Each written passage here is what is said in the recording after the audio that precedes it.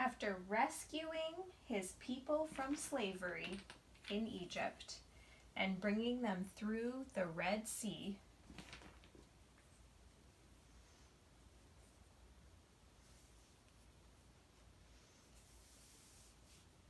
God led the Israelites deep into the desert. Day by day, God showed his people the way to go. He led them with a pillar of cloud by day and a pillar of fire by night. Like a shepherd leading his sheep, the Lord went before them, guiding and directing them with each step, providing everything they needed along the way. With each and every step that they took in the desert, the people realized that they had to trust God and follow his lead.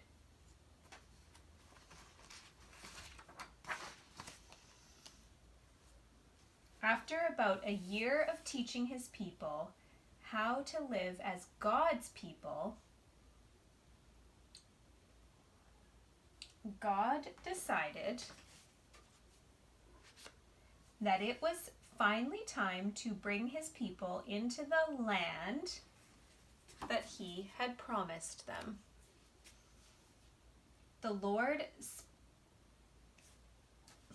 daytime now. The Lord spoke to Moses, and he said, "Send some men to check out the land of Canaan. This is the land I am giving to my people. Send one leader from each of Israel's tribes." So Moses gathered 12 men.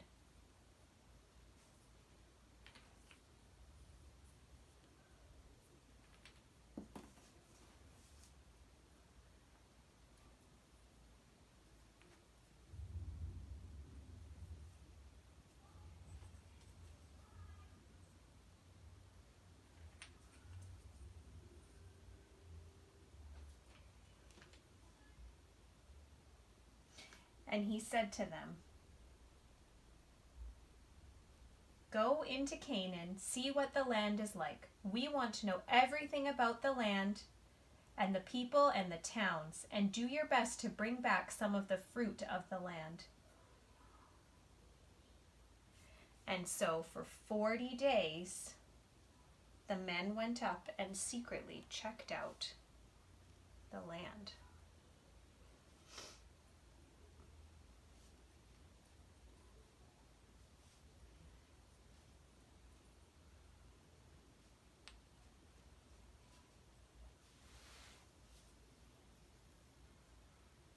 They explored the very north of the land to the very south of the land. And before they returned, they gathered some fruit from the land. There was pomegranates and figs and a single bunch of grapes on it that was so huge that two of them had to carry it on a pole between them. The 12 men came back to Moses and reported what they had seen.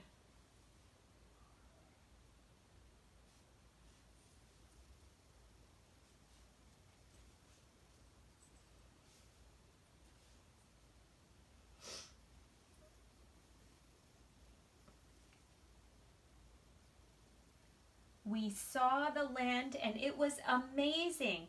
It really is a land flowing with milk and honey. But the people who live there are powerful.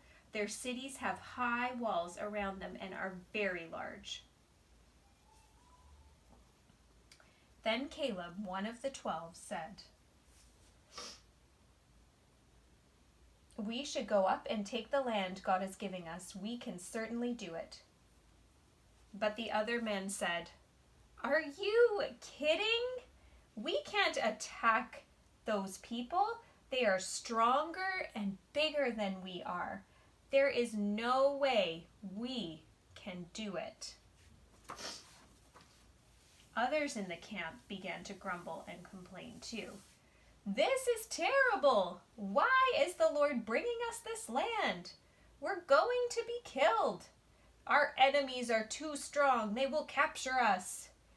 We would rather die in the desert than go into the land." I don't think Moses knows what he is doing. I don't think God knows what he is doing. We should choose another leader and head back to Egypt.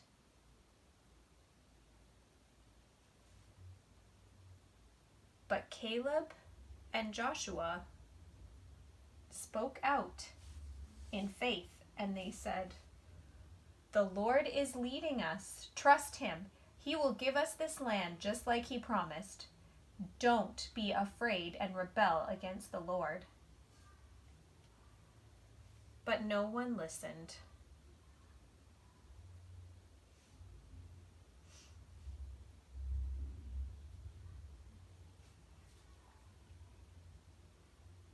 All the people continued to grumble. They had decided not to trust God and not follow his lead. Then the glory of the Lord appeared again, and all the people of Israel saw it. Then the Lord spoke to Moses, "How long will these people refuse to trust me?" And Moses pleaded with the Lord, asking him to remember the promises he had made to his people, to bring them into the land and to forgive them.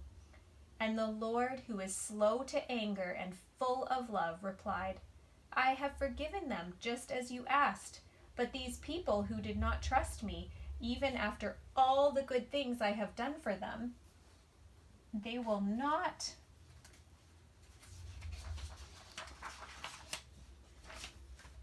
see that the land I promised to give them.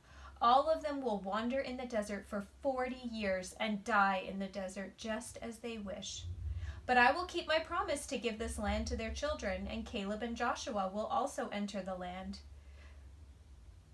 For they follow me with their whole hearts and believed." Everything came true, just as God said it would. The Israelites wandered in the desert for 40 years. And after 40 years, once all the first generations had died,